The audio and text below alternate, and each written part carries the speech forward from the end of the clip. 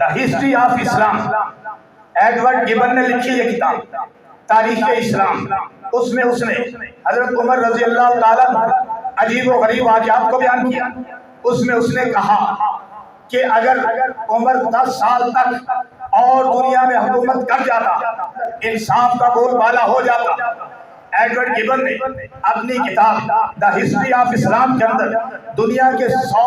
بڑے ناموں کا تذکرہ کیا، 100 بڑے انسانوں کا تذکرہ کیا جنہوں نے دنیا میں ایسے کارنامے سر انجام دیے کہ کوئی دوسرا ان کارناموں کو سر انجام دینے کا سوچ بھی نہیں سکتا۔ سب سے پہلے ایڈورڈ گبن نے دا ہسٹری آف اسلام کے اندر سب سے پہلے جس شخصیت کا نام لیا ہے وہ کائنات کی امام